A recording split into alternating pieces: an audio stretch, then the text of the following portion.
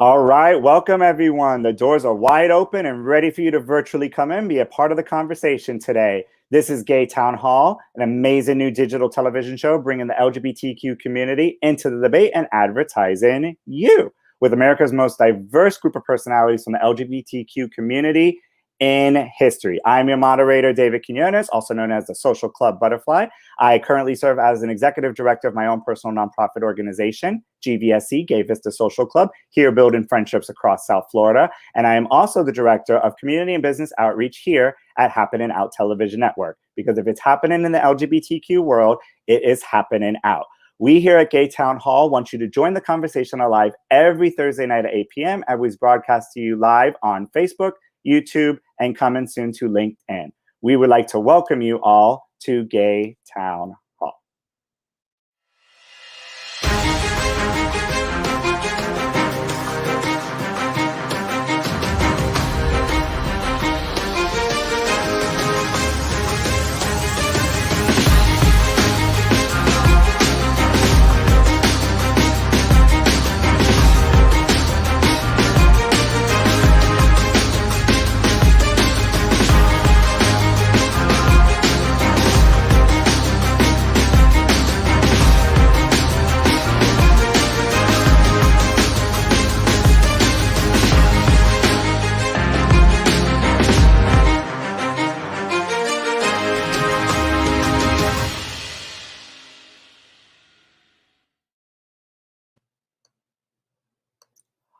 All right, now, so let's get this show started. So I am thrilled to welcome Gay Town Hall's lead host for tonight's conversation. He is queer for God, and by God, full of new thought and ancient wisdom. He is famously known as the senior minister at Sunshine Cathedral, the world's largest queer church campus here in Fort Lauderdale. But before we bring him into the room, here is a little short clip video of what exactly Sunshine Cathedral is all about.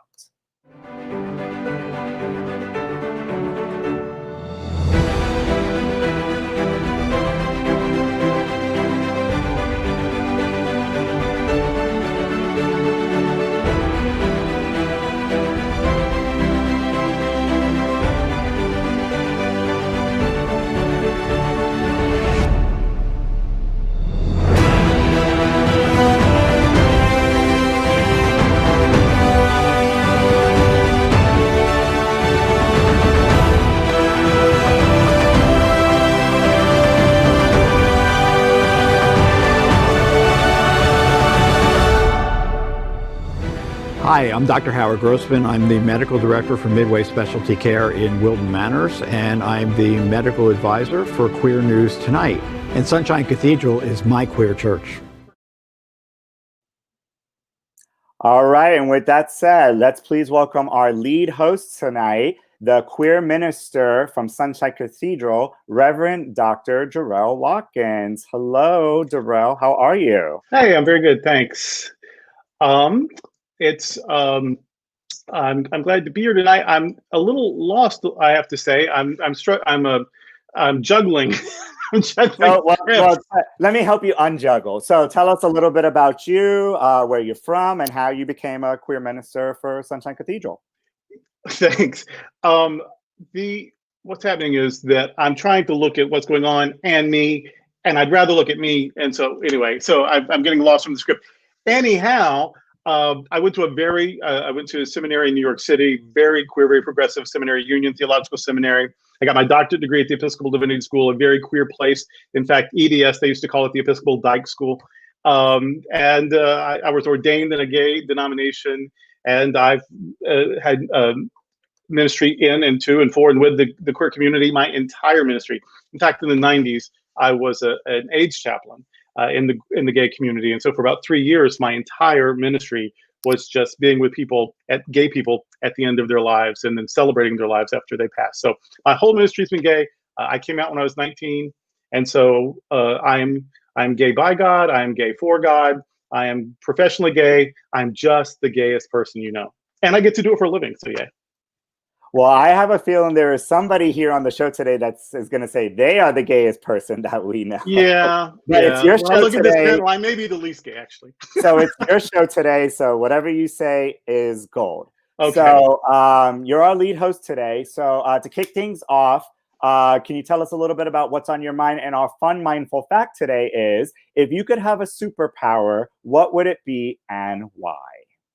Okay, I only have like a few seconds. I think though my superpower would be to be able to tell when people are lying. I just believe people, and then I've got egg on my face. I believed in Santa Claus till the fifth grade. I believed the whole virgins having baby thing, until I was probably 30. I now have a great appreciation for myth and storytelling, and even playful little white lies. But I don't know when that's what's happening. So my superpower would be to correct my deficiency. I would know when people are fitting. Very well said. Very well said. All right. So now let's see what what is on everybody else's mind today as we jump into our segment called, appropriately, What's on Your Mind. So let's bring our first person into the room today. And our first one is our gay guru. We all know him. Let's please welcome Al Ferguson into the platform and tell us what's on your mind. And if you had a superpower, what would it be and why? Well, good evening, everyone. And first off, this is going to shock everybody. Durrell Watkins, Reverend Dr. Durrell Watkins, in terms of everything he just said, is correct. He is the gayest man on the planet. 2 points for Durrell. We're off to a good By far, right.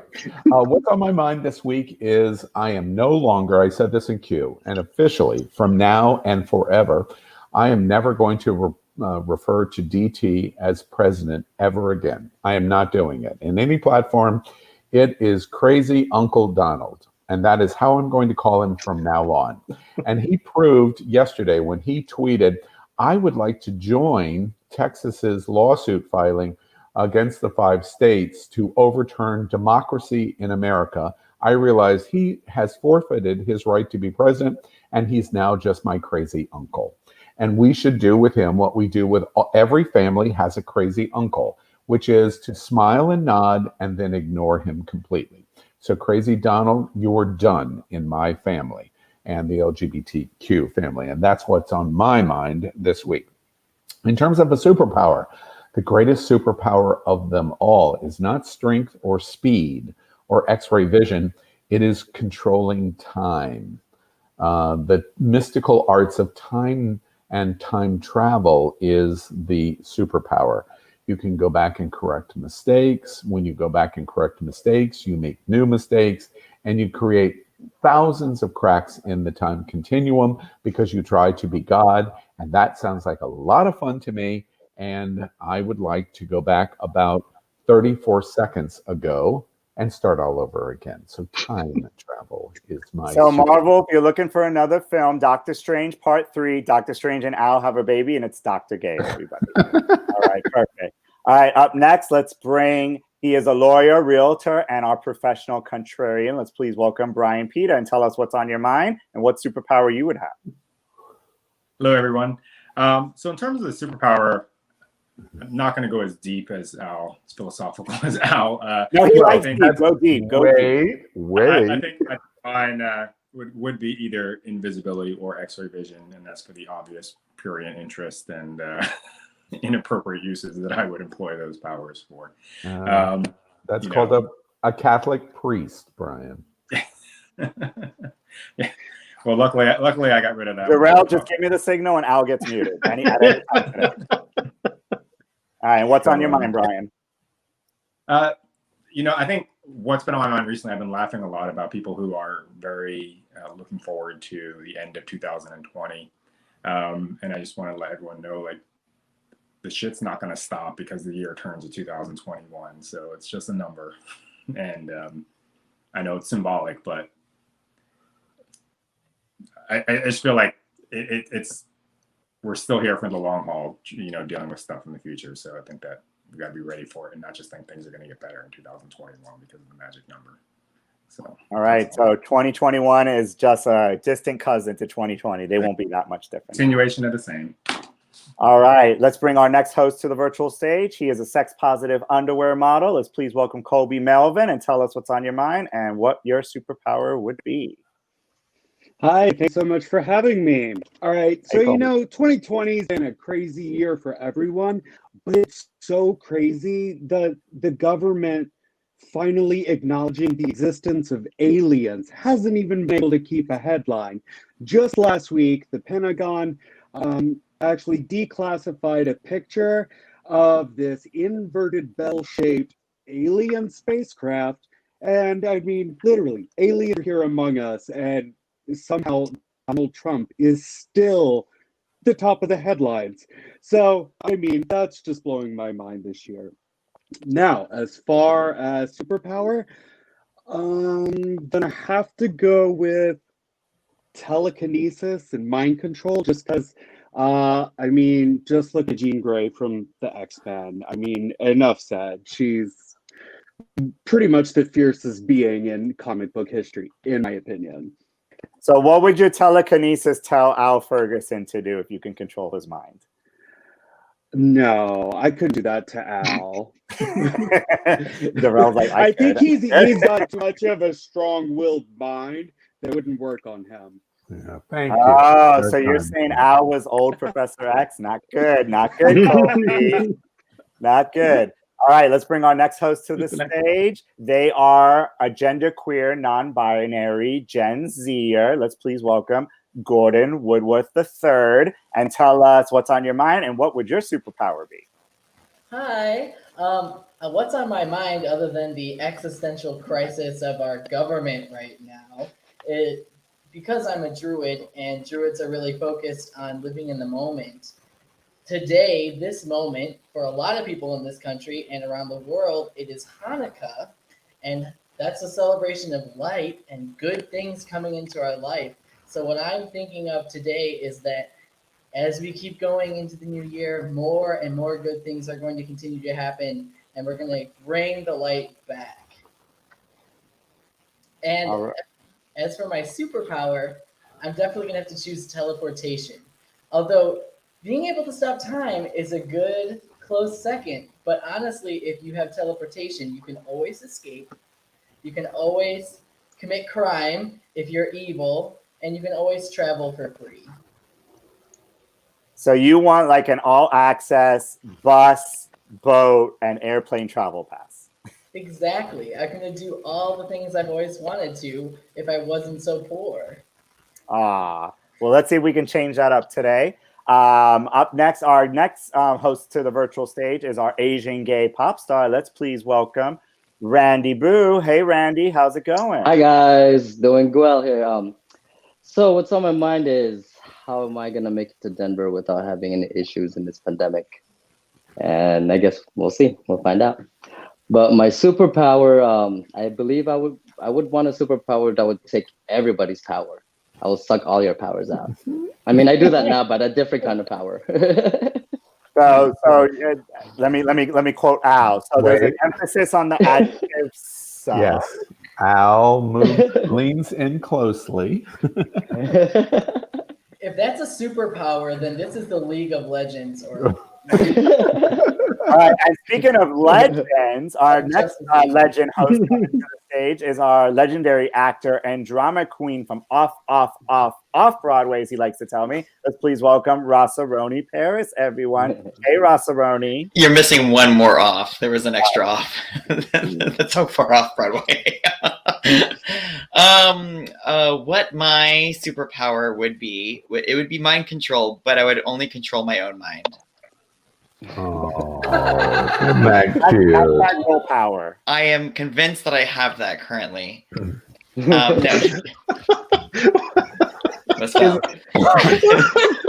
Anything else on your mind you'd like to share, Russell? Yes. What's on my mind? Are you okay?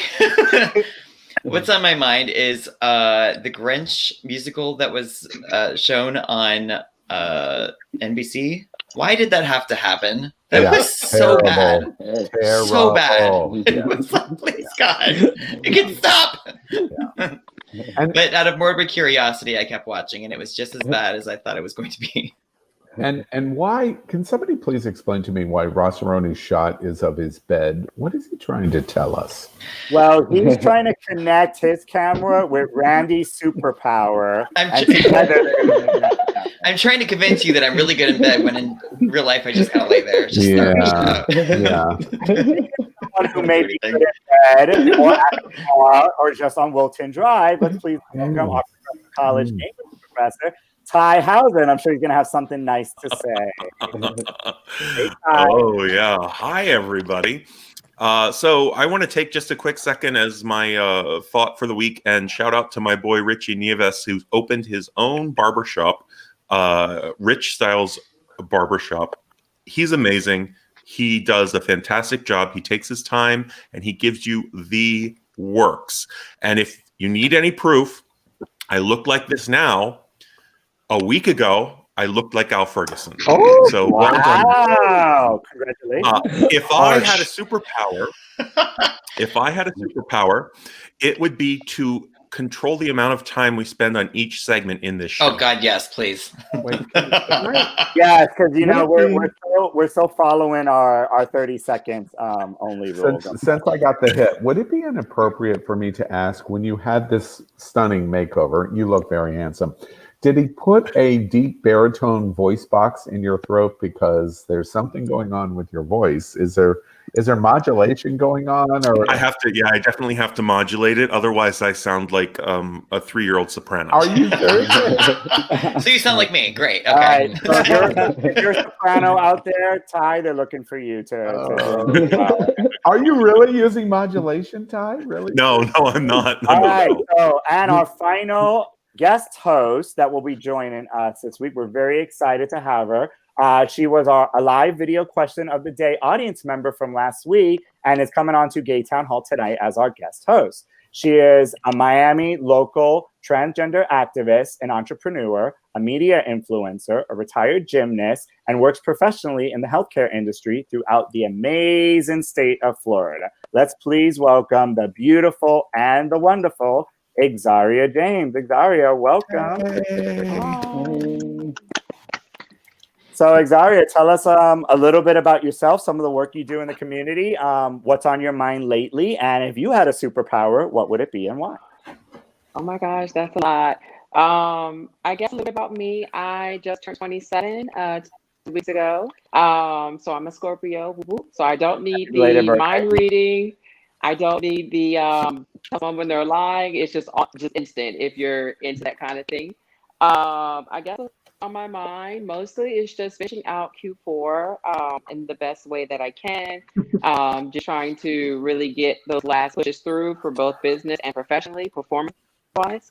And then I guess if I had a superpower, it would definitely be to be super flexible, because as I get older, I'm noticing that all of my outfits have these zippers in the back, and when things start growing rolls and lumps and stuff stops working, it's just a struggle. So it just has added another 15 minutes onto it. So super flexibility is definitely the way to go for me. Child, who are you kidding? You are stunningly beautiful. Absolutely. Let's give it up for our guest host, everybody. Exaria. Woo! Woo! And you're in South Beach right now, or Miami Beach? Yes, I'm in Miami Beach. I literally just closed my laptop from work and then tried to get on this. And so, yeah, back to back. All right. Well, thank you so much for being a part of Gay Town Hall today. And we hope you have a great experience. Right, Ty? Yes. Ty's like, yes, absolutely. All right. So now moving along with our show. So we are going to talk about what our Gay Town poll is today. It may work, it may not work, but we'll find out by the end of the show. So our Gay Town poll is a way for our host to fill out an audience flash poll prior to the show beginning. And you, as an audience participate member, as soon as the poll actually gets up and running, or we will do a verbal poll at the end and you guys can vote in the comments. Our Gay Town poll this week is, who is your favorite superhero and why? And you'll find out a little bit later with our LGBT topics of the week, why superheroes are so important and so powerful in the LGBTQ community. So have it in your minds, especially if you're telekinesis and all that great stuff and everything. What would be your favorite superhero and why? And we're going to find out at the end of the show, fingers crossed, who America voted as their favorite superhero. With that said, we're going to jump into our first LGBT topic of the week. Our first category is lifestyle and cultural, and it is the queering of Wonder Woman. As Al would say, Wonder Woman is queer? She's a lesbian? What? So with that said, Durrell is going to give us a little bit of background on why he chose this as our first LGBT topic. So Durrell, take it away. First of all, my job in life is to queer everything. I queer the Bible. I see everything from a queer lens. So queering something isn't just finding gay Waldo or finding lesbian Waldo or finding gender non-binary Waldo. Queering is just seeing how we fit into the story and what the story has to say to us as the people we are. Readers make meaning, and so when you bring the reader to the story, that influences the story. So my doctoral thesis was called was titled Popular Entertainment as Queer Canon, and it's looking at queer culture and how we innately, as the queer community, develop our own rituals, our own stories, and then how we also queer the stories and rituals we've inherited. And I even talk in there about how the multiplex cinema, obviously this was long before a pandemic and we gathered in cinemas, how the multiplex cinema was a queer cathedral and popcorn and soda was our Eucharist and so on. So that's just how I think. That's just my brain anyway. And then Wonder Woman was on my mind because Wonder Woman 1984 is just moments away. And so I wanted to see how Wonder Woman is a queer character for us, how the Wonder Woman story appeals particularly to gay people or to queer people, LGBTQ plus people.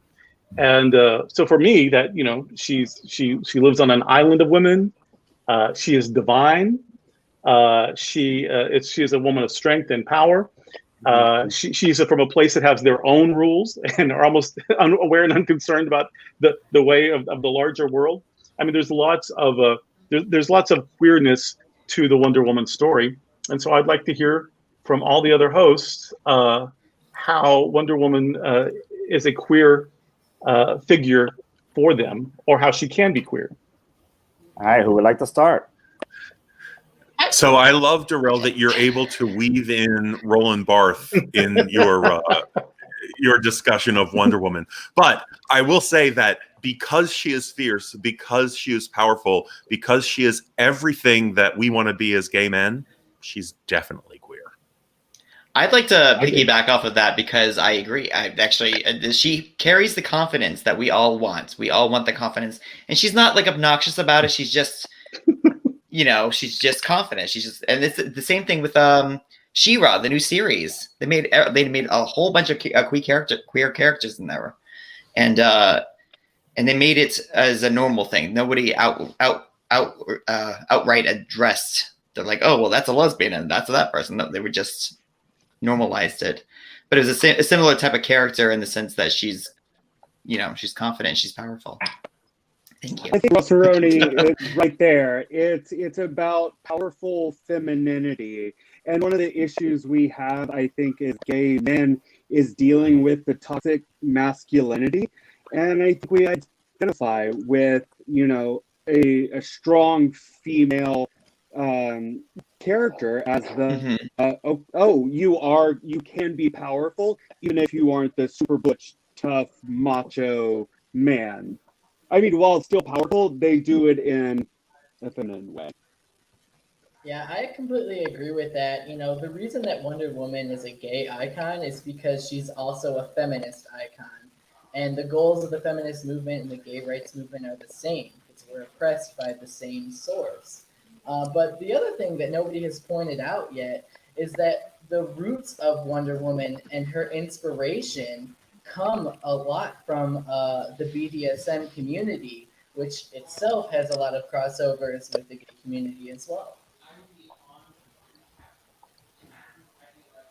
I don't know if we have any. That is true. In case people didn't know that the writer was influenced by BDSM. Yes. Interesting. I had no idea. Yeah.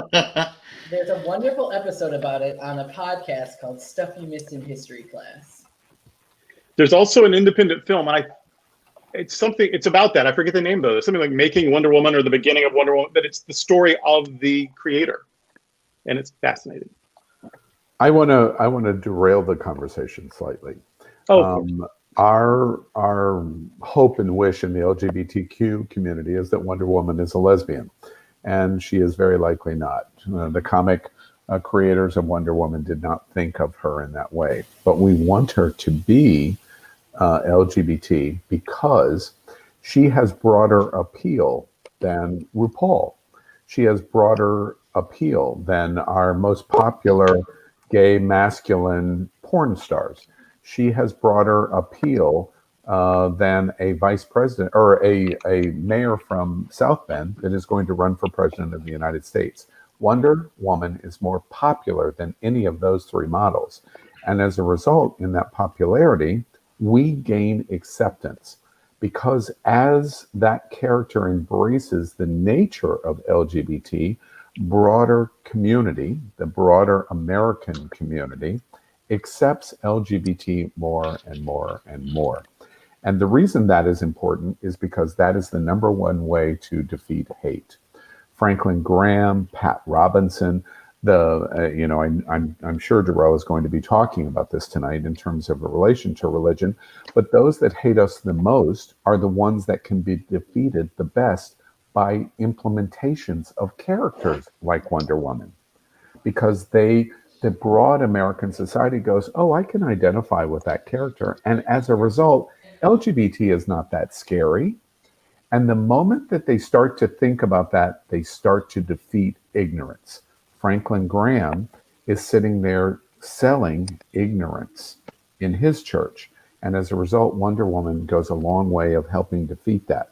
Because whether it's straight toxic white men or straight cis individuals or women, they can begin to identify with us and therefore embrace that the LGBTQ community, while minority, should be stood up for by all of us. And that's how Wonder Woman can change American society and really change the world.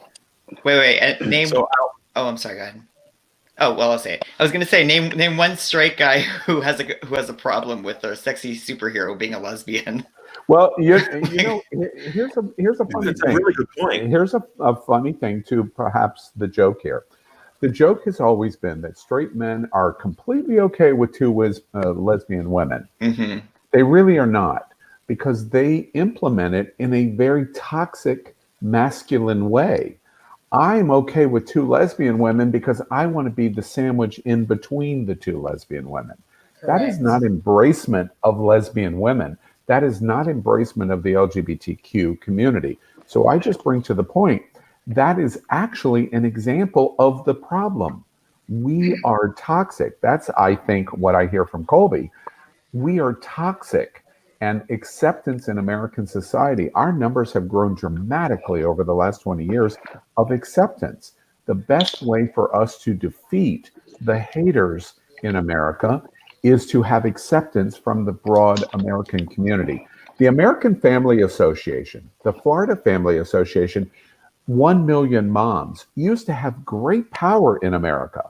Their power has diminished against the LGBTQ community because there's greater and greater acceptance.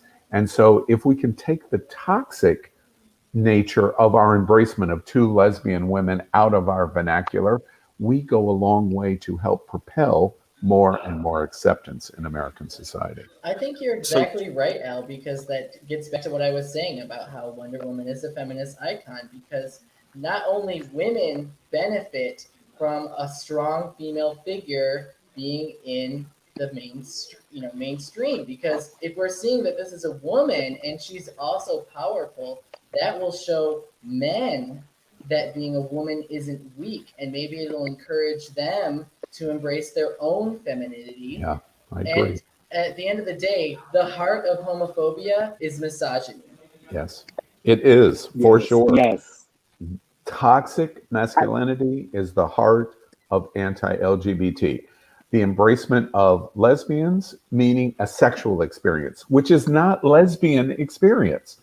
The rejection of men as gay men is the rejection that you are a feminine man. That is the rejection of the LGBTQ community. Both of those, of lesbian women and gay men, we won't even get into the other letters in our community, are based on the same problem that we have in almost everything in our society: toxic white men. That's I do want to point out, though, that we wouldn't even know. The world doesn't know about Wonder Woman. The world doesn't benefit from Wonder Woman until she comes out of her closet, until she comes off of the island, until she comes out of her ghetto.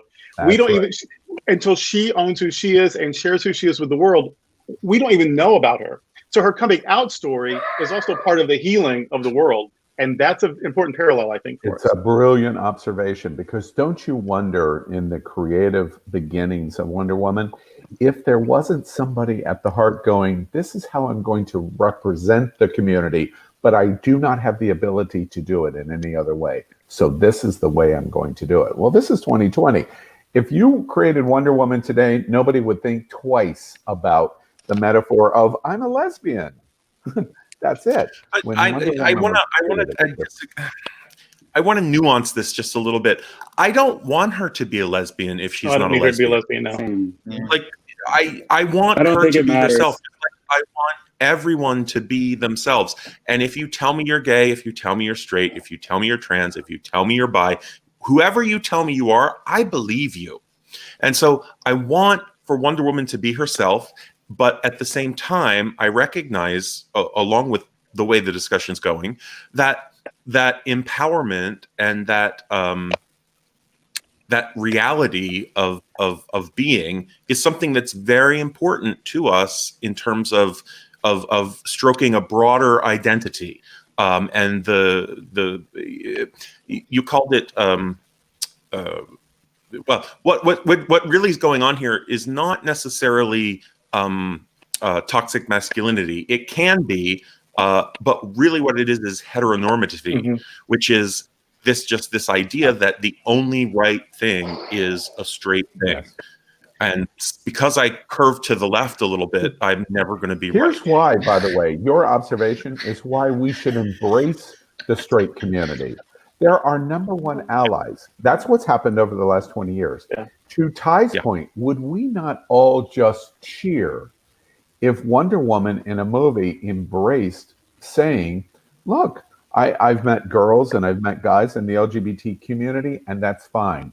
Would we cheer if Henry Cavill as Superman said, wait, what are you talking about? This gay guy is completely fine with me. The moment that kind of imaging takes place.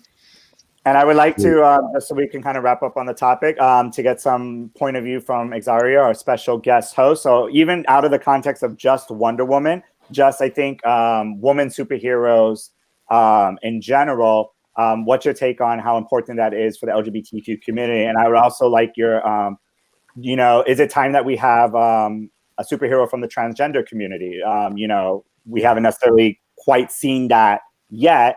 The Wonder Woman movie is actually going to be after 1984. The next movie is going to be set after COVID, and COVID is actually being included in that movie. And there are the rumors of her bisexuality being included in that movie. So I would like to get your point of view on women superheroes in general, and is it time to have a transgender superhero?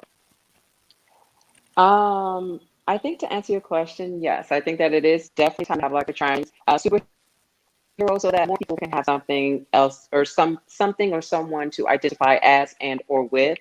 When it comes down to maybe Wonder Woman being lesbian or identifying again with the LGBT community, I don't necessarily think that I would sit too comfortably on the latter, just because I feel like with what's going on in the media, it almost looks as if it's not authentic. It just looks like you're maybe going with the trend or you're picking a side.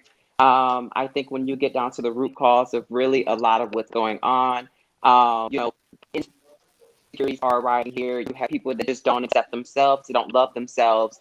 And so they go and look for those things in other people and they try to basically find themselves in other people, but it's kind of like, that's not really helping you find who you are inside.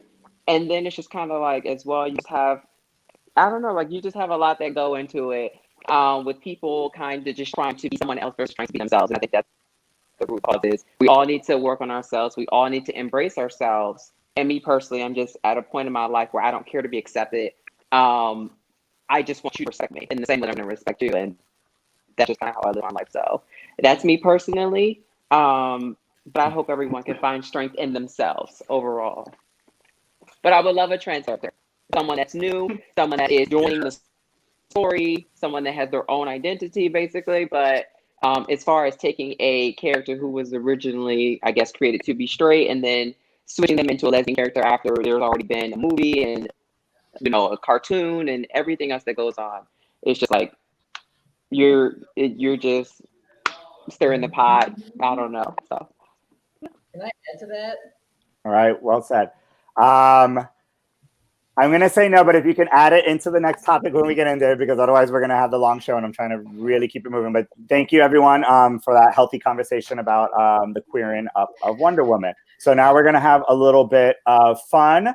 I like to call this the Rossaroni segment. I know Oh my God, I'm so honored. Me? No. Stop. Don't No. stop. So this is our segment that on. we called Hout Headlines. If it's happening in the LGBTQ world, if it's hot and it's out, this is our Happening Out Headlines. So I've decided to change this up a little bit, and our headlines are actually featuring our lead hosts. So the headline today is going to be about Reverend Dr. Durrell Watkins. Did you know that you made the headlines today, Durrell? Yeah. I just saw it. All right, well, play along. All right. 5 minutes ahead of you. All right. So this is what the headline was for today.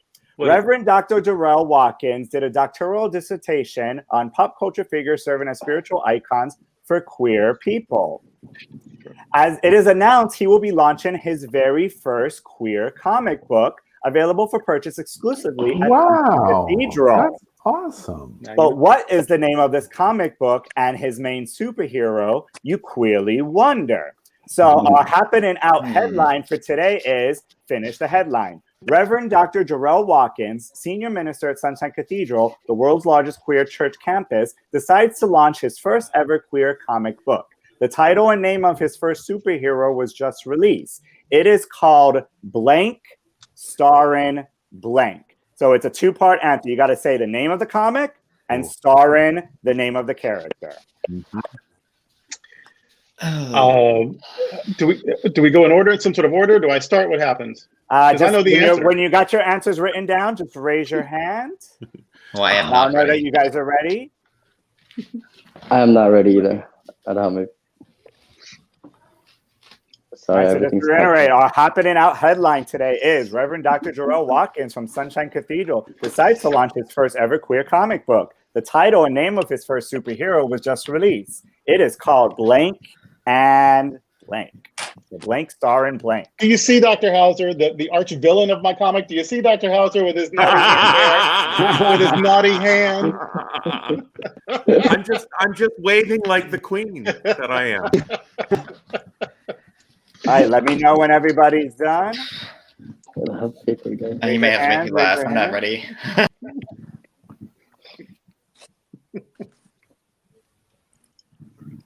All right, I think we're about good. All right, so let's go ahead. Ty looks like he really, really, really wants to go first. So Ty, Oh, this isn't that good, but it's just because it's what I love about Durrell. It's called What Jesus Said, starring anyone but Jesus. Because Durrell loves to quote Jesus saying something that has never been written down, but he probably said it. all right, so baby Jesus is starring in. All right, who wants to go next? Oh, God. Al, you look like you want to go next, Al. All right. So the most interesting comic book characters are the evil characters. So my character that Durrell wrote about is called Ignorance Personified. That's the character name, the evil character, and it stars Donald Trump. Ignorance Personified. All righty. It's a little quieter. All right, let's see if we can get some love. Who's next? Kobe, you're up next. You know, this one was kind of hard, but I think we've got a seller. It's called Move, I'm Gay by New Queen on the Block.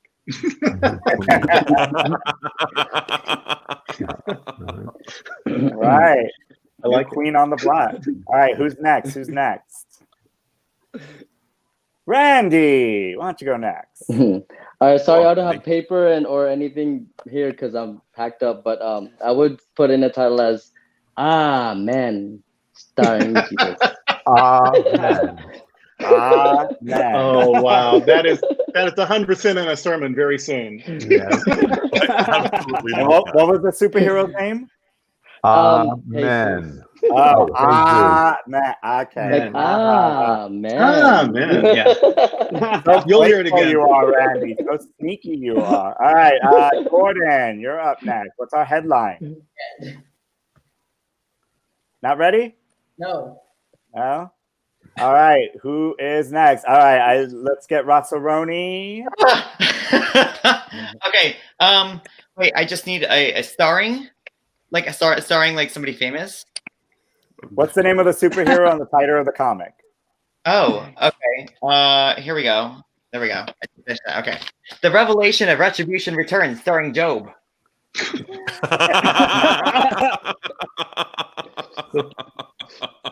You got some good choices here, Durrell. Some good choices. All right, Brian, what you got for us? All right, so I went a little bit different direction, more of a space opera type comic. Space opera. Great. Beaver Star Galactica.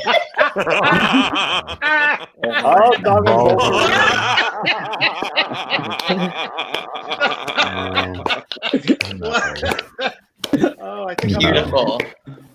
All right, I cannot wait to see the cosplay. I don't know. Like I didn't think I'm really bad at this kind of thing. I'm gonna sit this one out. Oh. Well, if you were to make up a superhero name, what would it be? And if I had to make up a superhero name, I have no idea. I'm sorry. I just don't get into like the cartoons. I'll for one of you guys. You guys have some great things. All right, Gordon, you got your answer? All right, Gordon, go. The first, it's called Stigmata is more than just for show. Oh. The Stigmata is more. No. Wait, who's starring? I didn't hear who was starring. Wow. Who's the superhero? Who's the Gay starring? Jesus. Gay Jesus. Okay. Now it makes more sense even. Okay. Gay Jesus. All right, so Durrell, you're going to get the final answer. Let's see if we have a match tonight. Reverend Dr. Durrell Watkins from Sunshine Cathedral decides to launch his first ever queer comic book. The title name of his first superhero was just released. It is called Blank, starring Blank. It is called, the comic is called, where is it? That Bitch, starring this bitch. So simple. Because the person reading it is their own superhero. They're the star of the thing. So it's that bitch starring this bitch, the reader. So it's You're actually always logically very sound. self-affirming. I support that. So do we have a match, Durrell? Xario, do we have a match? Did anybody get it right?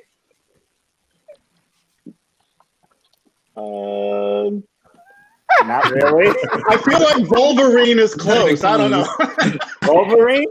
I like in the comments. I like Young Robert saying "stabbing from behind" starring Judas. That's hilarious. I love that.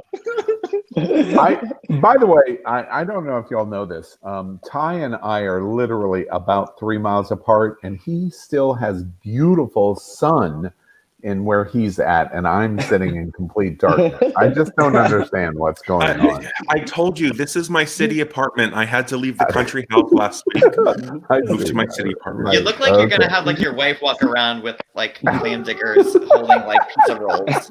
Right. Complaining about grass stains. So let's give it up for our happening headlines for today for Durrell. Yay! So, look for Durrell's comic book coming to a Sunshine Cathedral near you in 2021. So now we're going to move on to our alive question of the day. So Ooh. Exaria was our question last week, which again, round of applause for Exaria. An amazing question. Yes. Absolutely amazing question. So today our question is coming from Richard Sand. He is a big gay town hall fan of the show, a gay dad living in Oakland Park, Florida, with 2 kids and the best ex-wife in the world. He's a former national business development consultant and segment marketing manager for publishing and direct mail, Indigo, and Inkjet at Hewlett-Packard, and a former VP of business development and strategic planning at Service Technologies, Inc. He also loves to debate religion after a few Tito's cocktails with our very own Ty Hauser.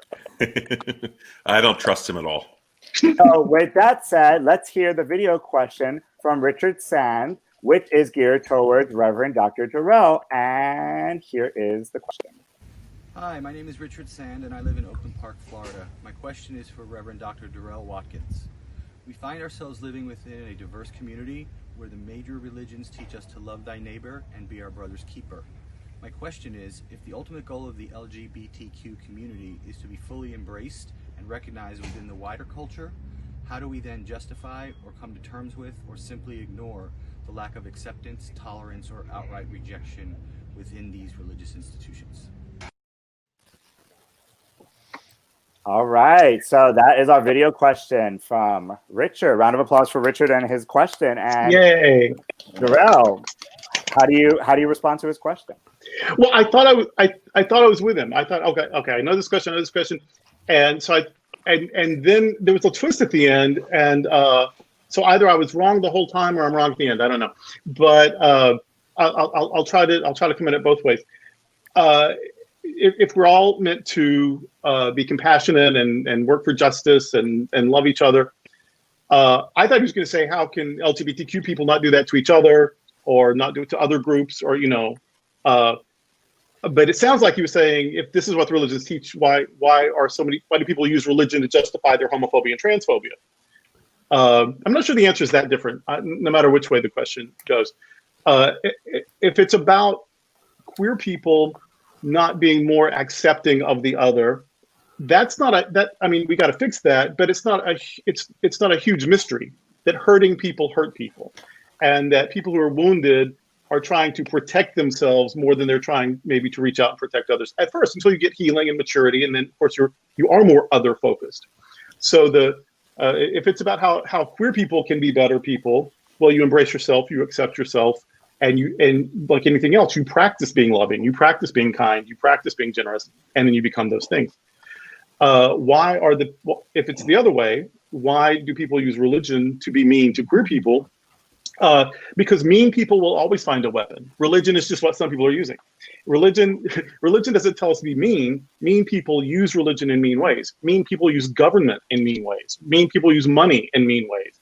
Mean people use the family structure in mean ways. You can use you can weaponize any institution. And so for people like me, my job is to deconstruct and delegitimize the abusive ways religion has been used. And I tell people, if religion has been so toxic for you that you just have to walk away, I affirm that. If you would like to explore some other kind of religion, I'm offering it to you. And your choice is your choice, and God bless you no matter what. But so yeah, people use religion to justify their prejudices because they always have. And we weren't the first group to be victimized by that. We won't be the last. But that is an unhealthy use of religion or any institution. All social institutions at their best and used properly make society better. And you don't make society better by eating up a part of it. Nice. I think that's my answer. Nice. No, nice. All right. So, Richard, I hope Durrell answered your question. And let's give Durrell and Richard again round of applause for their video question of today. And Richard is going to be our special guest host for our episode next week, where Richard will be able to participate in the conversation. So again, thank you so much for your question, Richard. Moving right along, we're going to move on to our LGBT topic of the week number 2. The category is business and political, and it is gay success as a force for good. And I'm going to let Durrell tell you a little bit more about what that exactly means for our second topic of the night. The reason, because the option was business or politics, and I thought I'm going to steer away from politics for one time. I'm not even going to give politics, a little crack of a door to get in. Well, I failed in that goal already today, but still, that was the motivation for the topic. So I went sort of in a more business and philanthropy option, because at the time it was news that my side piece, I hope he knows, my side piece, Steve Kornacki, was offered by the Gap a lifetime supply of khakis. I think he already has that. So he said no, he didn't need that. And so then they offered him a counter offer. Well, what if they gave that same offer to a charity? And so they worked out where they would give I forget how many grillions of dollars worth of whatever clothes to the Boys and Girls Clubs of America. And so he used this is an out gay man, of course, and so hot, because hot nerds are the hottest, just so hot. But he worked out where he would use his celebrity to benefit others. And I think that's what we're all doing. I think that's what all of the activists and the musicians and the dancers and the rappers and the actors and the business people and the clergy. And I think those of us who are sort of out professionally and out for a living, that's what we're meant to do. We're just trying to not only make our own lives better, but helping other people. So I think that for him to do that, it wasn't or shouldn't be a one-off. I think that's what good queer people do. They use whatever benefits they've gained, whether fighting for it or just stumbling into it. They use it to help others, and not necessarily just gay people. Like, he's helping kids all over. So what responsibility do we have as gay people to share whatever success we have to make the world better? This is an easy one for me, but I want to hear what everyone else has to say. All right, so who wants to jump into topic number 2, gay success? As a force. P.S. My husband usually doesn't watch these things, but if he is tonight, of course, I'm kidding about the side piece. Okay, go ahead. He's not, it's me. Well, I'll start. Let me tell you a reaction that I had when I was in the travel business and working with RuPaul. The LGBTQ community, in my view, in America, is the most philanthropic organizational structure in America. I have never seen, in whatever the community is, no matter how big or how small, more LGBTQ people work for supporting charity than I have seen in LGBT. I go into communities and it seems like everything is a charitable event, activity, support individuals, organizations, the breadth of the charities that we're supporting. It's quite amazing. And so I think that there is something, well, I cannot prove this, by our general nature, the LGBTQ community in our oppression historically over, let's say, the last 100 years, but definitely the last 60 years, is the fact that we commit to charity. And I think that's admirable. From a business standpoint, a person that I would put in front of us of how we act is Tim Cook at Apple. Tim Cook is the wealthiest LGBTQ person on this planet. This week, for example, he changed his Facebook and Twitter profile to he, him, with no announcement at all. And that was a charitable act. His charitable act to change he, him was just to say, I stand up for the trans community. And that is a charitable act. And so as a result, first, our community does stand up for our community and in charitable ways, and our wealthiest individuals in our community also do the same thing. And I think that says volumes for who the LGBTQ community is. I think you're exactly right, Al, and I want to tie this in maybe a little more closely with Durrell and your mission, Durrell. It's what Jesus said we should do, right? I mean, I have said to more than one friend, this is what we do as friends. And so to be charitable is not just to give money, and it's not just to raise money, it's to take care of each other. And I want, or I hope that all of my friends know that I will take care of them as much as I can. and strangers as well. You know, if there is someone out there that I see I can help, I will help you, because that's the right thing to do. That's what the stories that Jesus tells us to do. So it's a very important part of who we are. Ty, I haven't done my taxes yet. Can you help me with that? No, I don't do that. I don't do that. I can do your taxes theoretically. You know, it's funny to Ty's point. You know, Giving Tuesday, we just went through that where there's matching donation. You make a donation, some other organization, big corporate organization, matches your donation.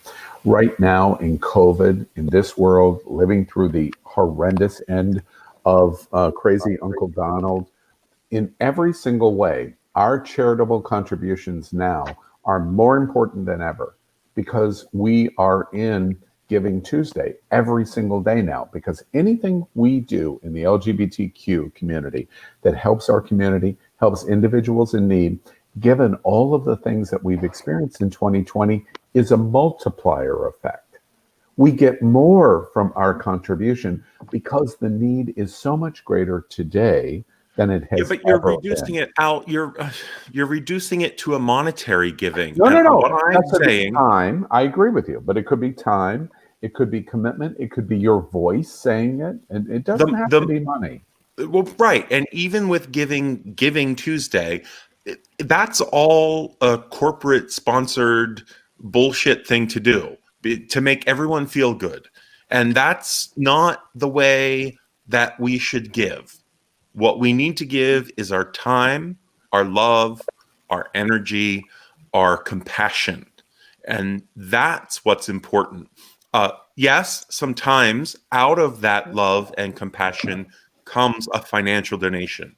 Absolutely. I understand that.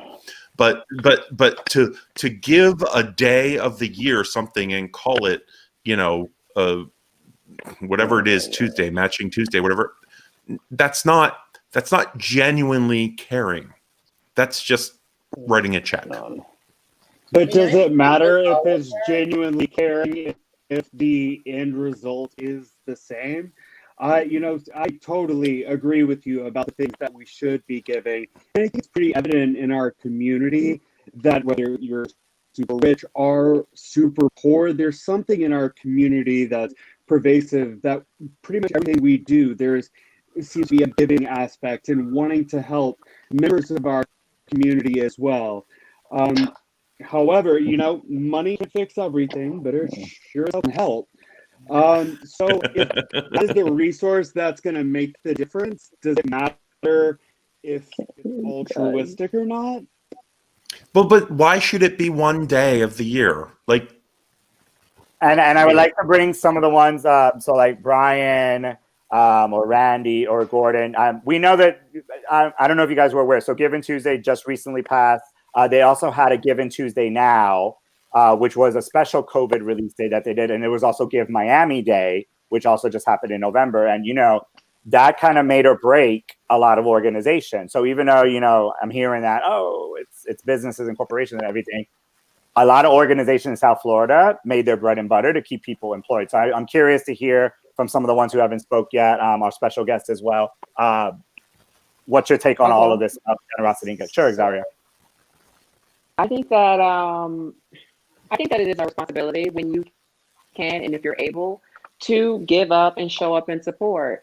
I think that it's definitely important that, you get the choice to whomever you want to support within the community or within other communities. So it really is not about, it's just more so about just like, if you can, just to do it. If you are in a position to make someone else feel better or, provide stability for someone else, I just think that that's the right thing to do. Also as well, success, it's a force for good in itself, just because it opens the door for other people who may not necessarily be represented. So in the trans community, I'm very prideful in going to work and having a corporate career and excelling, because maybe me doing great will, be the next open door for someone else that may come up. And so, just kind of like providing that extended set of resources. And in reference to Give Miami Day, like, I thought that was super amazing. It was the first time I've actually even heard about it. So just being able to donate there and then it being matched a couple days later. Like there was just a lot of great opportunities and a lot of great things that did come about it. So again, I'm hoping that a lot of companies, like you said, were able to benefit from it. A lot of charities were able to benefit, and it really just makes everything else better, especially during times like this. Well said. So Anyone else would like to chime in? Yes. So Go, I Gordon. want to introduce a point that's kind of converted to what we're all talking about. So I work for a nonprofit that serves the gay community. It serves the public, but it's HIV/AIDS focused, and because of that, we tend to be dealing with the gay community a lot. And in my job, I do see a lot of the people who are the most in need in our community. And what I really want to point out is I do think that there is a spirit of generosity that exists in the community. And I do think a lot of that is due to what happened to us during the AIDS crisis. But that aside, I think that we have a great potential to be more generous than we're being, because the market proves that we have influence, we have money. I mean, a lot of the organizations that are in our community are typically run by people who have, it's usually two guys who have the income of two guys to support it. And I think that the LGBTQ community is a microcosm of our society as a whole. And I bring all this up because the people that are suffering the most in our community are the ones who meet the intersections that are suffering the most in our society as well. Black people, trans people, Hispanics, especially women, all of these things, we have the resources to do more on, but I think because of our influences being a part of the society that we're in, some of those resources aren't being directed as well as they could be. And also, I just got to point out, I do think we should do more for those people, especially Black and brown people, because much of what we call gay culture and think of as gay culture, including our coping mechanisms and all the things you just described, including creating organizations on our own because we're disenfranchised and not being treated well by our government. We learned that from the Black and brown members of our community, and we owe them that. While I agree with Gordon and Ty in terms of their observations on individuals, I just take a moment to bring back to your attention the long-term view, from my point of view, of our LGBTQ. Long. All right. It is good joke. However, I have never in my entire life in the LGBTQ community seen a 2020 where our 501c3s, our charities, our organizations that provide for our community hang by a thread. Yeah. By a thread. I can't make a joke about it because go to the Stonewall Museum and see what's happened. Go to the World AIDS Museum and see what's happened. Go to Broward House and see what's happened. Go to prides of various prides all over America and here in South Florida and see what happened. We are in a situation where we've got the greatest need in my lifetime of supporting these organizations. If you can do it financially, you should. Sunshine Cathedral has been broadcasting their Sunday service to the community throughout pandemic. They never stopped. But that was so hard for an organization, a not-for-profit religious organization in our community. It was beyond hard to do. All I'm saying is this is really an important and serious topic, and we shouldn't reject anything. If you have the financial resources to support, you should. If you have the time to support, you should. If you have the time to voice support, you should. If you're not doing that, you're not helping our community in its most important need in history. I'll stop.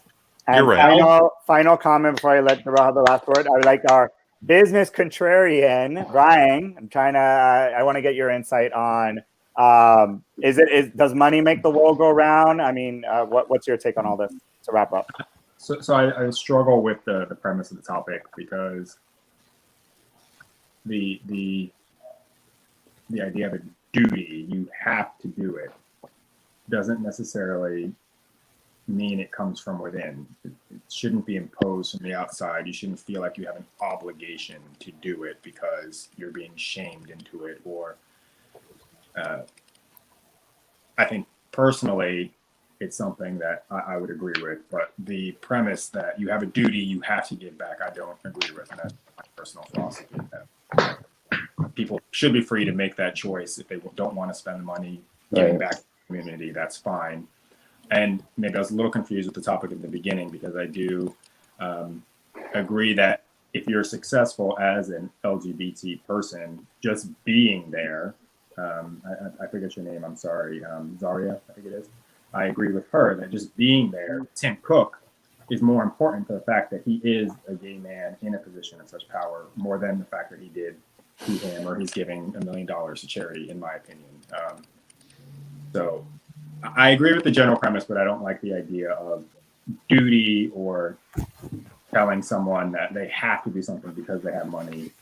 But why shouldn't you feel a duty to the community that supported you? Well, it should come from within. It shouldn't be. You shouldn't be shamed for it, and you should. And that's kind of my point as well. It should come from within. It doesn't need to be a day of the week, and it doesn't have to be. I feel like it's part of it, though. You're successful, and you have XYZ privilege in comparison to the intersection of YLB, and therefore you have a duty to do it. And if you don't, you're a horrible person. That's just my thought. Is it needs to be organic. It can't be a shame culture when we already have enough shame already. And I do not disagree with that observation. It's interesting. Just a quick point. We have lived through 5 years of crazy Uncle Donald, and he has changed all of society. Yeah. To say it's okay to be selfish, it's okay to lie, it's okay to be everything that we do to embrace and enable ourselves. This conversation, I think, for me, is washing over me, is super valuable, of going, I've got to shed that entire thinking process. And maybe we have to overcompensate now to get rid of the Donald Trump thinking, because we need to return to a more compassion. And please, we require your compassion, because these organizations, these people need our help. And maybe all of us sitting in this panel at Gay Town Hall, we all need our compassion in our community so desperately bad now. And with that said, just any last quick final word, Durrell, so we can move on to our next segment. Just an old Yiddish proverb that I think speaks well to this. I mean, I do think that as we become better, I don't think you should be generous to be a good person. I think as we become better people, we will be generous. Yes. And there's an old Yiddish proverb that says, love is a fine thing, but love with noodles is tastier. And Durrell does like himself a good noodle. Can I just add on to that real quick? There is, and Durrell would know what I'm talking about for sure. And I don't remember which verse it was, but it's talking about how you can't have faith without works. It's in the book of James. Yes, that's what it was. That's what it was. Essentially, it's and as I saw somebody recently post on Facebook, they said, please pray for the homeless people that are out there cold. Or rather, what they should be doing is please do something to help, aside from praying. Oops, I just dropped my phone. Thanks for letting us know that you're a humanist. Well, right. Yeah. We're going to say a prayer for you, Rossaroni, on your phone. I live under a bridge and it's so cold. All right. So with that said, we're going to be moving on to our next segment. Thank you for those who are writing our comments, our audience and our viewers. Thank you so much. Continue to write your comments, because your comments give us feedback and provide some good insight into the topics that we are discussing. All right. So now we're going to have a little bit of fun, little something different that we did. It worked out good last week, so we're going to do it again this week. It's a very popular segment from It's Happening Out called Saved by the Bell. This is our lightning round game, which will carry over, but for Gay Town Hall, it has a little bit of a twist It's going to involve social media conversations from the LGBTQ community. 5 random Facebook group conversations or photo posts will be displayed on the screen for the host, myself, to read out loud and for you to have a discussion. But you're only going to have 60 seconds as a group to discuss the topic. Last week we did. I'm not giving permission for my Facebook posts to be made public. Oh, and you were at the top of the list. So that's it. We had Miami Gay List last week. This week we have, drumroll please. What are we talking about? Today's Facebook group is Wilton Manors. They have 7.8 thousand members inside the group. So we're going to find out what is LGBTQ America talking about on social media. So let me go ahead and pull up some of their conversations and let's see what they have to say. So I can click it all. All right. How quickly are we getting to the dick pictures? Because I know we're going to get there. Now. We don't all hit on you on Grindr. Yeah. All right. So this is the Wilton Manors group. This group has been created for people that live in Wilton Manors and for those who love to visit. And we are loving some John Romano. So our first post comes from John Romano, who is one of the co-moderators of the group. And just in a brief scenario, hey everyone, just a quick note. If you're going to post about an event, please use the events tab. You can post multiple events at one time. It makes it easier because you can just set up a worth of events, et cetera, et cetera, et cetera. So he's talking about spamming on social media. What is everyone's takes about people spamming on social media? Well, I read Al's posts on every fucking thing that exists. So, wow. Don't encourage him. Stop that. Well, wait. You try to promote Ty Hauser on Q News tonight. You gotta get really creative.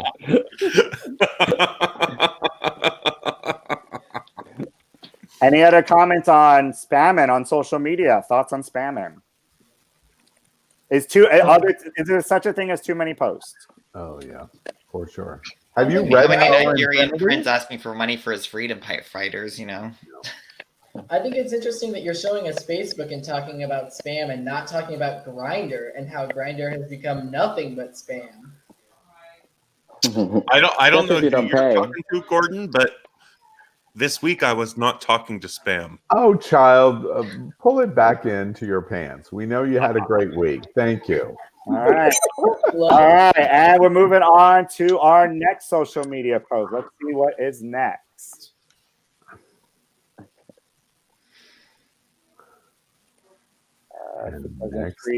He uses Juno. Give him.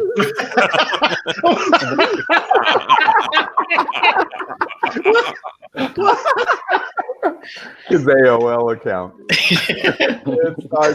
You just asked Jeeves. You got to click out of the announcements tab at the top. Try unplugging it and replugging it back in. Oh my God. He's the funniest person ever. Wait, is this live? Is somebody telling me it's live? Can we edit all this out later? Or? Why?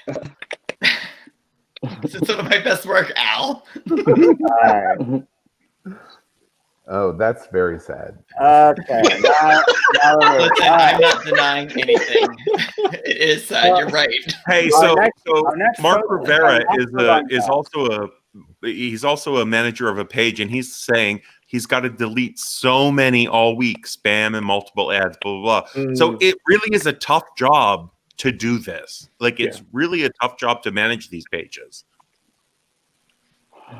That, and if you try to report things, sometimes you get zucked. All right, so I'd like to thank the Wilton Manors Improvement District for helping me with the decorations contest. Had a great turnout and look forward to doing it next year. Decorations contests.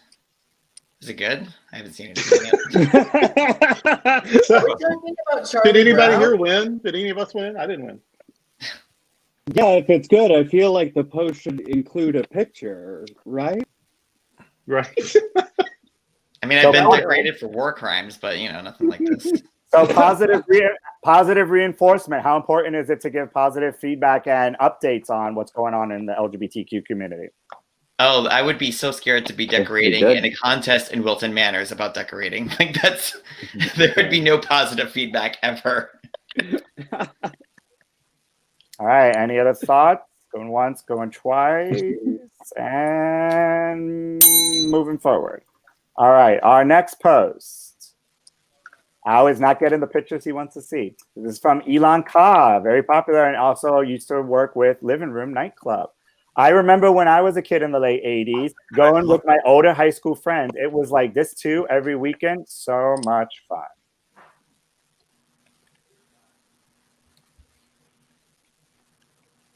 Any thoughts on that? What is it? Nostalgia. Oh. Nostalgia. I don't know what this is, but it does not look fun. That's he wants just to go back to that? That That's looks when like the back seats of cars were big enough to have sex. that looks like a Oh. staph infection waiting to happen. Oh, Spring Break A1A Fort Lauderdale, 1963. Where the boys are. I don't ever want to be in Florida in 1963. Right. Well, they didn't have air conditioning. Yeah. I So feel is like if this is the 60s and they're in Florida, I feel like there was at least somebody going, "You guys, what a great clam bake!" Yeah. No. So If would, you- would this surprise you if this photo was taken just this week during COVID? Well, it wasn't. Yeah. It Well, those wasn't. cars, I mean, there must be a vintage car festival going on. Right. Those happen. They get pretty lit. Where the boys All right, on to our fourth post.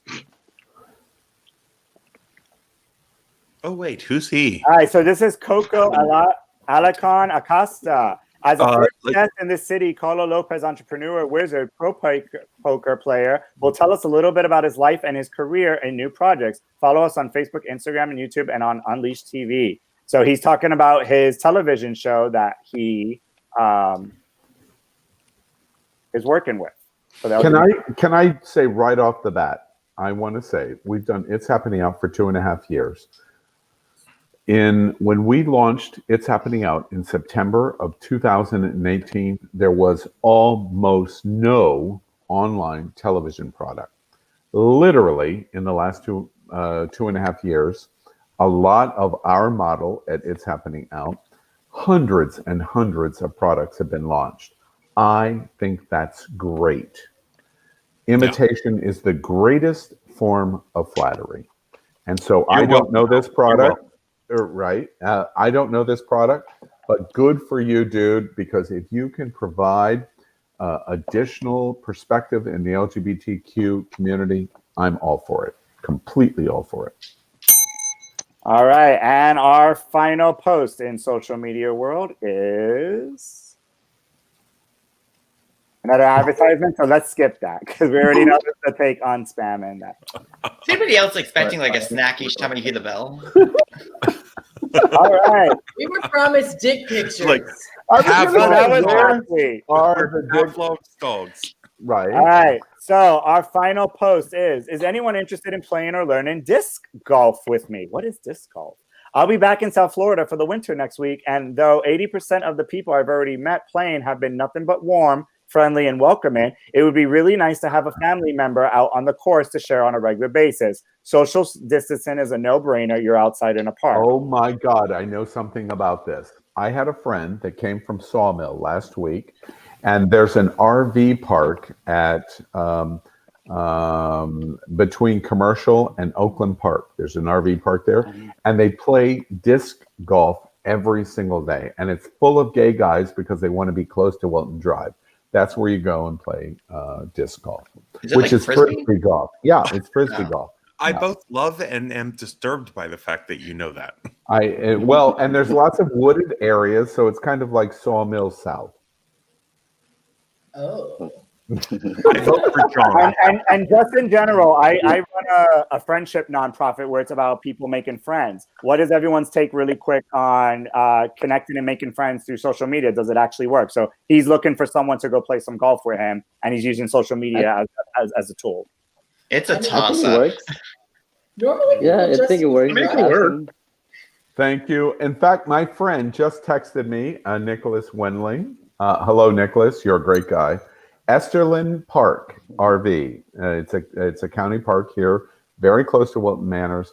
That's where you can play disc golf. I feel like Randy had something to say. I want to hear what Randy was about to say. You know what? This whole time in this episode, I could not hear or see anything, so I'm kind of a bit lost a little bit. So I don't really have anything to say. Okay. Well, when I'm ready for you to speak, I will take my, the rest of that. Yes, Daddy. Sorry, guys. I felt blind the whole time. Oh. Okay, Randy, we still Should I have leave? All right, now. So that was all Saved by the Bell with the Wilton Manors group. No nudes this time out. So sorry about that. But round of applause. We're actually going to be bringing on one of our Happening Now television networks next week. Both of the co-founders, hopefully. One of them is currently in Hawaii, and the other one is in Wilton Manor. So we will hopefully see them on Q News, or it's happening out next week. So make sure you tune in and hear more about the conversations that are going on in that group. All right, so we're moving on to our final topic of the night. So we're merging the two together.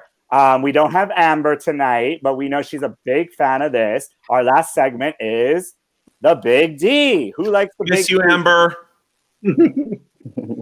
Oh, rest in peace, Amber. I heard that part. Wow. Amber will be hosting next week. She will be the lead host for next week's episode, so we definitely look forward to her. Yay, resurrection. In that.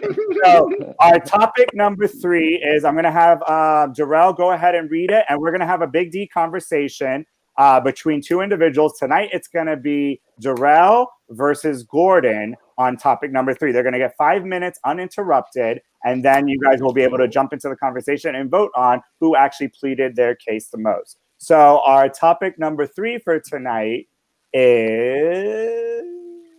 It's I called it Yule-Pride instead of Yuletide, because we're coming up on Christmas, and so Yule-Pride, and the topic is, what is queer spirituality? So Yule-Pride, a play on Yuletide, explores what the season means to queer folk, and or how we can queer up the season, kind of like we did with Wonder Woman, how we can queer up the season and the other traditions, not just Christmas, but Hanukkah and Yule. I mean, the pagan holiday Yule, and Kwanzaa and New Year and Diwali and Bodhi Day and all of that happens this time of the year. So whether we're religious or not, even if Christmas the season is totally secular for us, we still have big questions and sacred traditions and things that are important to us, and connection and all of that. So how do we make this Yule-Pride? How is this a gay or a queer season for us, or how can we take the season and queer it? That's the topic, I guess, for Gordon and I to start with, and then other people jump in when David says. So we're going to have 5 minutes of uninterrupted, not like the presidential debate, 5 minutes of uninterrupted conversation. Everyone's going to be backstage, and I'm going to bring you all in to voice your opinions in the conversation, and then you will vote on whether it was a discussion or a debate, if Gordon pleaded their case better, or if Durrell pleaded their case better. So with that said, let's go ahead and virtually clear the room out. And Gotta hold our breath. There's no air backstage. And let's have our... But it's their vodka. Let's have our Big D moment. If the D's big enough, it doesn't matter what the face looks like. Oh, okay. Well, with that said, your 5 minutes starts now. So starting with that unfortunate comment. So Yule-Pride, what is queer spirituality? And so Durrell, I love that this is the topic you've chosen. And when they asked me which one of these shows I wanted to be on, I said I wanted to be on your show, because I knew that the topic was going to be something about religion. And I think this is funny because I think that everybody watching is going to assume that because you are a Christian and I am a pagan, that we are not going to agree with each other. And I think we're about to show them that we agree a whole lot on this topic. Yeah. And we would disagree decently even. I mean, you know what I mean? But yeah, no, I think we probably are not on totally different pages with this at all.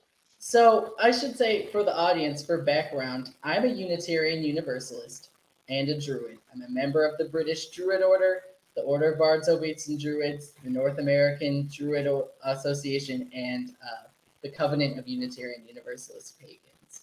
So like Durrell, I'm also a Universalist and recognize the truth that exists in all religions. We're basically all experiencing the same thing in life, but we're describing it differently in our own terms. And to kick off this conversation about Yule and how it should be gay and how we can queer up the season, as a Celtic pagan, I want to tell you that Yule, aka Christmas, as the Christians like to call it, but it's really winter solstice, has always been gay. And all of these themes we're talking about, all the culture that they come from, have always acknowledged gay people. They may not have used the same terms, but at least in the Celtic world, our understanding of gender and sexuality is very different than American society or Western society. So to me, when you say let's queer it up, I'm like, this whole thing is gay. I mean, even down to the conversation we were having earlier about superheroes, I wanted to talk more about Thor, because part of the story that's broken is about how Thor is going to have a gay relationship in one of these shows, and everybody's making a big deal about it. But that was always in the myth. Yeah. And I think that maybe the way out of this whole situation for us is to go back to our roots and realize that our ancestors always acknowledged gay people, and they were always a part of the community, and Thor was always doing shit like that, as all the gods were, and I'm hoping more accurate depictions of them. You know, you think of Zeus with all his women and wives and lovers and blah, blah, and people forget about Ganymede. That was also one of his, conquests. Never mind the morals, these things weren't always consensual, but nevertheless, Zeus had lust not only for all these women and nymphs and goddesses, but also for this guy Ganymede, and that's a big major myth in religious history. But when I say queering, like I almost and this was the point I guess I didn't make very well with the Wonder Woman thing. I don't care what the author said about her, whether she's gay, bi, straight, asexual. That's not even the point. The point about really powerful mythic heroes is that they're you. So if you're gay, the hero shows up gay for you. Or if you're 3 foot tall, then the hero knows what that's about. Or if you weigh, a lot of weight, the hero knows what that's about. Or if you have pain, the hero knows what that's about. And so Wonder Woman being a queer figure has to do with me being a queer reader, and nothing to do with how she was imagined originally, And I think that same thing about Christmas. I can make a pretty good case for Jesus being probably bisexual or even gay, but that's not even what I'm talking about when I'm talking about queering the season. I think of the birth of the sun god in whatever the story as being an emergence, about a coming out. The Magi, which were Persians or Zoroastrians, on their spiritual journey, finding their truth. The Bodhi tree, Buddha waking up to who he is and coming out, and so on. I mean, so the traditions speak to us as we are, no matter how they were originally envisioned. Yeah, and to be honest with you, I'm glad you brought up the birth of the sun god and in the story. It's pretty much the same across pagan cultures, at least if we're talking Indo-European roots. That the winter solstice, it's midwinter. This is when the sun begins to rise again on the horizon, and the days are going to begin to get longer. This is a returning of light. It's a change of our season, but it's also about the return of the masculine aspect and the return of that being to our benefit. And the whole story of the seasons, and as they revolve back and forth in the myths, is a story about the dance between the masculine and the feminine, and however that manifests, and acknowledging that both sides of that spectrum are real, valid, and sacred. There's other people are going to join us here just right now, basically. So I do just want to say, because there's two more traditions that I didn't mention much. Hanukkah with the miracle of the lights, the oil doesn't run out, showing us that as we are, we have what we need. We are enough. And also the nativity story itself about Jesus. The angels come and sing, and angels are described in Scripture as being non-binary. So the non-binary trans celestial community shows up for this birth. These are easy stories to queer. They are queer stories as far as I'm concerned. Well, with all of these stories, they're all a reflection of us and the people who wrote them. The gods are us. They're our ancestors. In some cases, they're considered to literally have been people who were alive. Yes. That bitch, starring this bitch. So let's bring everyone into the conversation before we decide who kind of pleaded the case more. What is your take on queer spirituality? Is it a thing? Should there be more spiritual or religious? The definition between religion and spirituality. What's everyone's take on this topic? I think they're both pretty gay. Sorry, go ahead. No, Randy, go ahead. No, I'm finally getting better signal, but I was able to hear all the conversations, and I agree with both of them. There's a way where we can actually be spiritual with it doesn't matter what religion you're in. It's like each religion has its own way of finding spirituality. But it's just like the queer community it's important for us because a lot of us are kind of blinded with all the whole glamorous lifestyle that we kind of tend to forget to be spiritual and helping with others. So I guess that's my take on that for now. That we've just been disenfranchised by mainstream religion. That's how you end up with people like me who are in smaller religions that don't preach hate. We just don't. And I would like to point out that a lot of denominations that are part of what you would think of as mainstream religion is also not preaching hate. It's just that some of them are. And some of those that are have louder voices than others.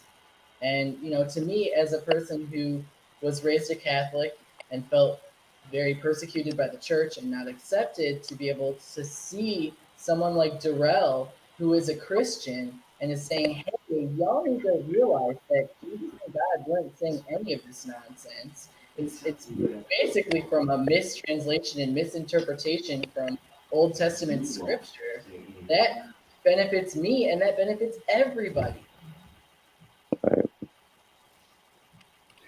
We're at a crossroads in religion in the LGBTQ community. We have, up until Stonewall, we were completely rejected by religion in America.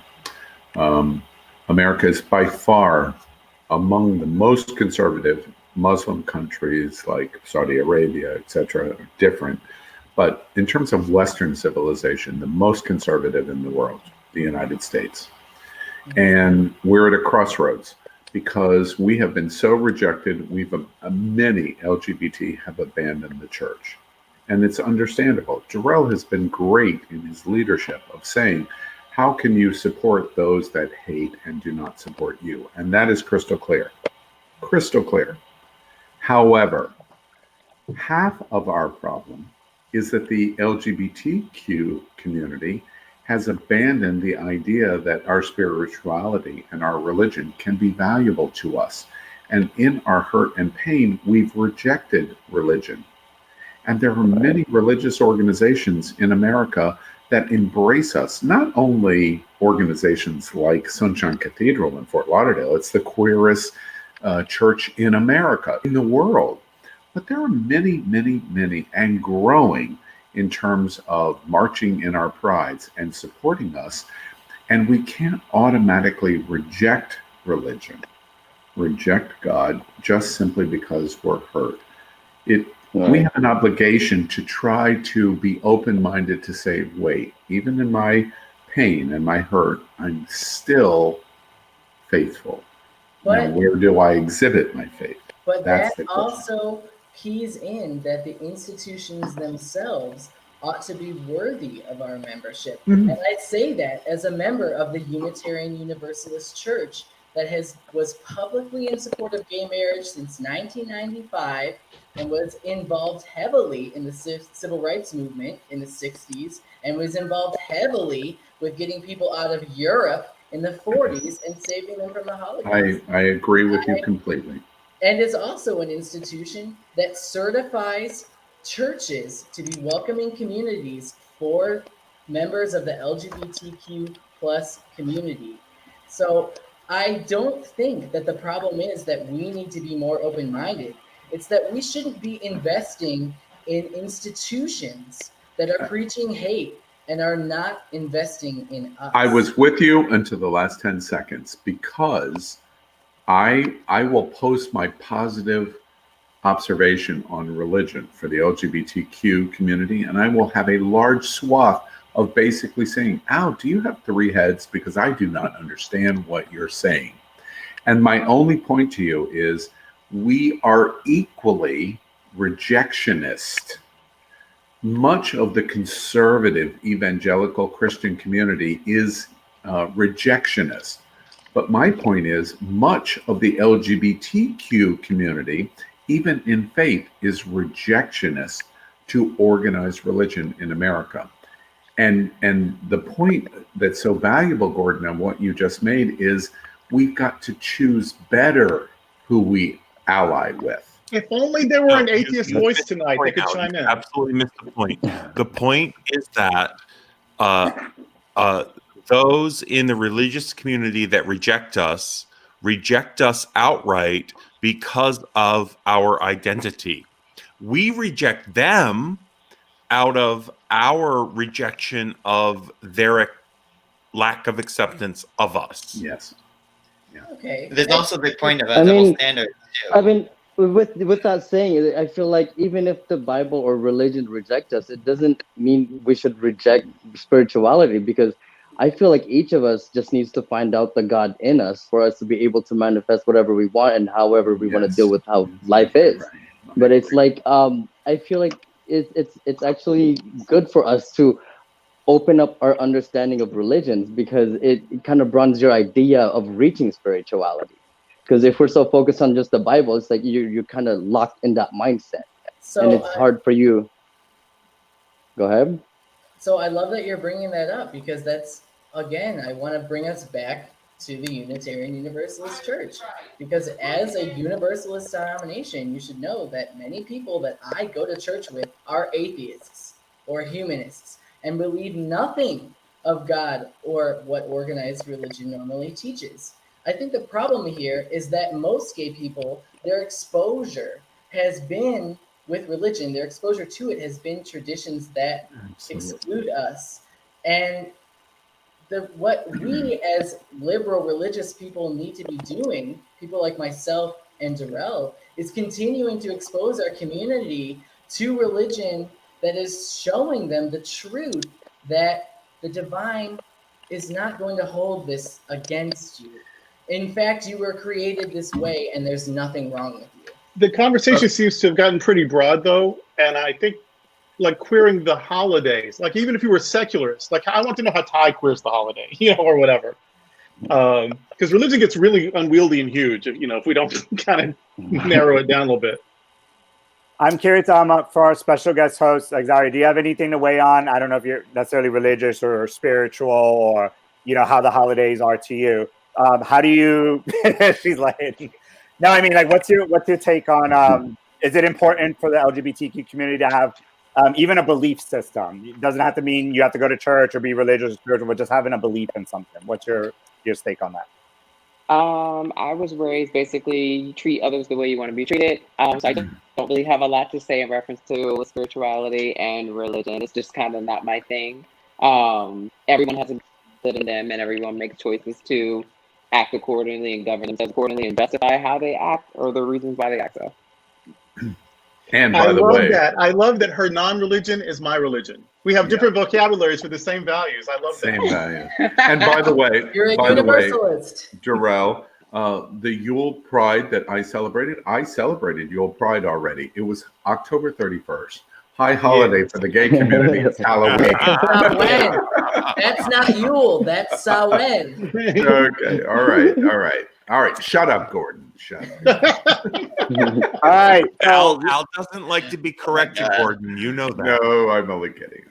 All right. So really Shut up, quick, Ty. Shut up. really quick, we're going to go around the room. You guys are going to voice your opinion. Who pleaded, I guess, their point of view in the discussion between Gordon and the Reverend. No one is threatened. If you don't choose one or the other, you are still welcomed into Sunshine Cathedral, regardless of your I will graciously and immediately concede. All right. So, Al, who pleaded their best point case in this between Durrell and Gordon? The only observation that I would like to make is I just heard Durrell Watkins say he is the epitome of bottoming. That's what I just heard him say. All right, so I guess Durrell gets that vote. Lasaroni. Apparently, I get something. I feel like you guys. I feel like everyone just kind of agreed with each other, so there wasn't really a debate. Right. But who do you think really spoke their case the best in terms of what it means? I mean, John Holt, of course. Who else but John Holt? John's not here tonight, Rosaroni. I'm not sure if you're aware of it. It's not in the show. Is he here? John, hello? All right, Brian, did anybody, one way or the other, plead their side better? I mean, I think I agree with Rosaroni that I feel like they were more agreeing than disagreeing. But to the point of Durrell's basic thesis, I think that he made his point that you can queer anything and map queerness onto anything if you try. And so I think he did that well. So. By the way, I'm queering. And Randy. I would have to say with Gordon because to me it made more sense, I guess. But I mean, Durrell's right too. It's just, I mean, I would have to go with Gordon. All right, Dr. Ty, get a quarter for every time I say doctor. Yeah, no, I go with Dr. young Professor. Robert. Everything young Robert says, I agree with. So young Robert said a hot dog, Wonder Woman, bat, rose from Golden Girls, and I other love on the tree. Mark Riviera. Mark's comment is the beautiful comment. A tie. And Colby. Colby, You're you're muted. muted. You're muted, Bitch, Colby. unmute yourself.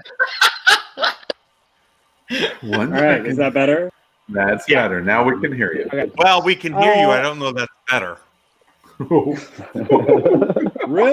Whoa, rude. Okay, I'll mute Ty, everyone. All right, go ahead. Right. This is I was what gonna 3 get bottles mine. of wine does. No, they didn't really disagree much, so it's hard to pick a winner. But I'm gonna say Gordon, just because I just tend to agree with his view of religion and spirituality more. All right, so no pressure, Exaria.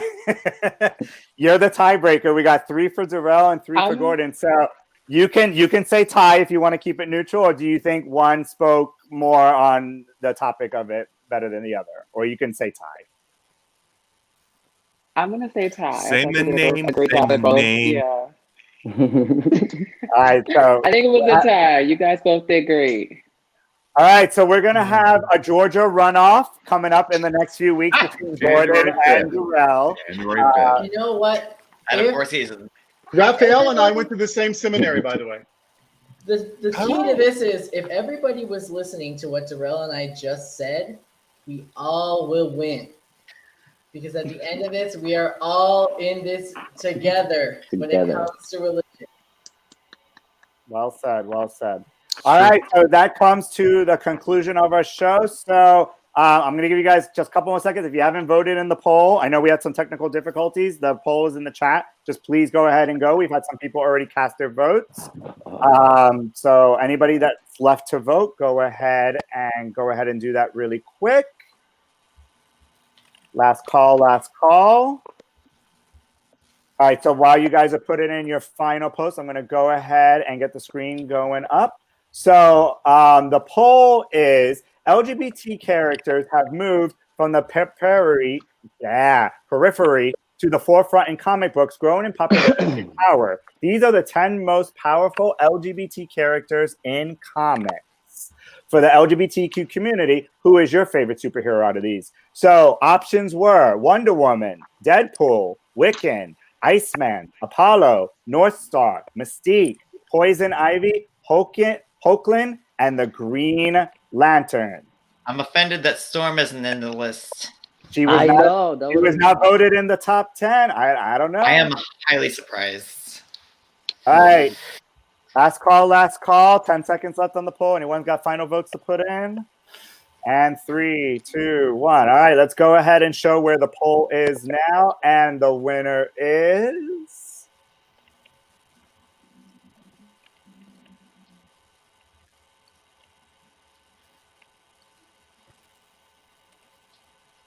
Poison Ivy. Yeah. Is the winner of the poll. 28% chose Poison Ivy as, out of these 10 characters, the most popular LGBT character. Apparently, our audience have no taste.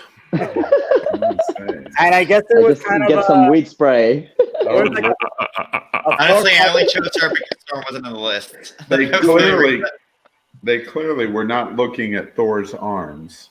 So a 4-5-way tie between Green Lantern, Apollo, Hoagland, Mystique, and North Star. So I don't know if you guys completely understood it. These are actual characters that have had some kind of gay storyline, bisexual storyline, or something in the actual comic books. And I don't believe, unless I'm wrong, has Storm had that kind of... I thought you meant like in the sense of icon. Yeah. This was done by a study poll just this year. And actually, North Star was actually the first, they would consider it in Marvel, the first official gay character to ever be announced inside of a Marvel comic. And they had a whole comic book on the entire wedding between these two mutants. So that was actually the first ever publicly gay. Young Robert says Iceman was the gayest. I haven't read any of these comic books or seen any of these movies, so I had no idea what I was voting on. It's all good. It's all good. That's a new one now. At the end of the day, Wonder Woman is truly the honest winner of the whole thing. So let's give it up. All right, so we've come to the conclusion of our show. So we're just going to go ahead and everybody can wish good night to America. So we're going to go ahead and start with our gay guru, Al Ferguson. Well, good night, America. Take faith. Tomorrow, we begin in earnest vaccine in the United States. The process of approval and implementation may be as early as starting on Saturday or Sunday. Vaccines will take place. Until you are vaccinated, wear a mask, and even after you're vaccinated, wear a mask. Take faith, LGBTQ America. January 20 is speeding at us like a train. And we're going to get rid of the most horrible personality in American history. And our lives in 2021 is going to change as a result. Good night. All right. Brian Peter, your good night to America. Final comment. Yeah, just good night. I have no words of wisdom or advice. Just a lot of words. All right, Randy Boo. Good night, America. Just make sure you give your loved ones a hug. Tell them you love them. Everybody say love. Everybody say love. All right, Love. bye. Brian Pita, I want to hear more from you and a lot more from you. Child, you are so thirsty. No, that wasn't sexual. Listen. Dr. Ty is friends with young Robert. There's no room for Brian Pita in that. Okay. All right, Gordon. I just wanted to say that we're preparing, some of us have already begun, and the rest of us are preparing to celebrate what we celebrate this season. Whether it's Hanukkah, celebrating the light, whether it's winter solstice, celebrating the return of the sun, whether it's Christmas, celebrating the birth of Christ, all of these things have one thing in common, and that is hope. And I really want us to think about that. Have hope for our future and keep working for the things you believe in, because change is coming. That's nice, Gordon. Amen. Thank you, Gordon. All right, good night from Colby. It's more of a comment for Al. You said you were disappointed there were no dick pics earlier, but I don't know if you noticed that I've literally been covered in dick pics this whole episode. Wow. By the way, America, I'm going to visit Colby Melvin now on December 26th. I'm going to visit. And you too, America, could buy a Colby Melvin signed T-shirt. Right? Exactly. $19.99. All right, and Not the shirt I want to be signed. and a good night from Rassaroni, but I think he can't be bothered. Bye, no sell. You tell him if he doesn't sign the contract, I'll throw it up his ass. Okay, bye. Take care. Good night. Grinder busy Hello? tonight, I see. Hello? Oh, you're right. No, I'm done. I'm sorry. You can hang it. Yeah. There's no more of this. There is no punchline. We're making sure we give you your big break, Rassaroni. All right, and I would like to give a huge round of applause to the gorgeous, the beautiful Exaria, our special guest. Yes. Exaria, I know this Brown has been chicken, a brown very cow. interesting night of conversation and jokes and laughter. So, but last final words you would like to wish to America. I would say good night. Tell someone you love them. And remember to always treat people the way that you want to be treated. All right, perfect. Lube. And big round of applause for our lead host tonight, Reverend Dr. Durrell Watkins. Give him a huge round of applause.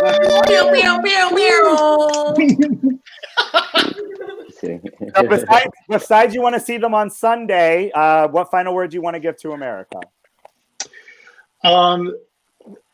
I sort of tried to build this into the themes for tonight, but I just want queer people, the LGBTQ plus community, and that includes our allies, to know that we are each special. We aren't something to be tolerated or explained or condemned. We actually have special gifts. The world is better because we are who we are and because we show up.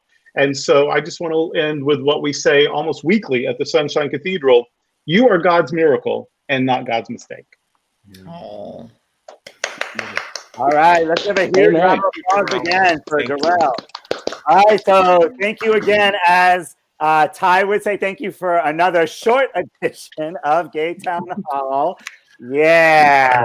If this is short for you, I don't want to be long.